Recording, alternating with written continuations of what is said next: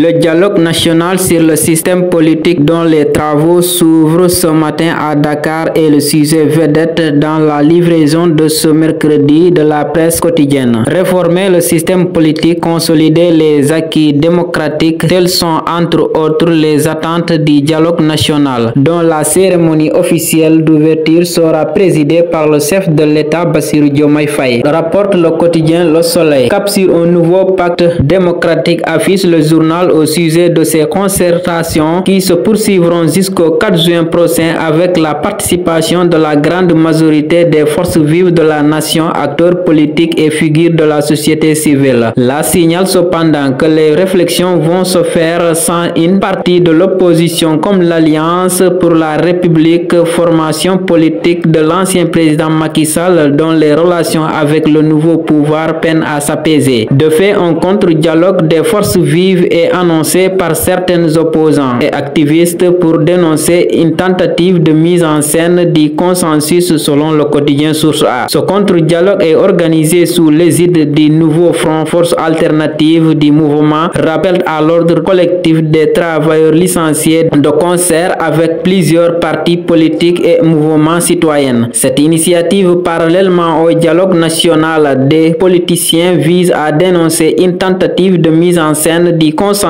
alors que les véritables préoccupations des citoyens demeurent ignorées, déclarent les initiateurs de ce contre-dialogue dont les propos sont cités par Source A. Le quotidien Les Échos parle des initiateurs de ce contre-dialogue, souligne à travers une massette que l'opposant et ancien maire de Dakar Barthélémy Diaz et d'autres figures de la contestation à l'actuel pouvoir comme l'homme d'affaires Bougane Gueye Dany du mouvement Gëm Sa Bopp mettent du sable dans le couscous. Le quotidien trouve que ce dialogue national est une remarque et pour appuyer ses propos, le journal affirme que les termes de référence proposés sont les mêmes que ceux des dernières éditions du dialogue tenu sous Macky Sall. Pourquoi dialoguer si les recommandations ne sont pas appliquées, s'interroge le quotidien avant d'ajouter que pour le président Bassirou Diomaye Faye, la postérité se gagne dans l'application des recommandations.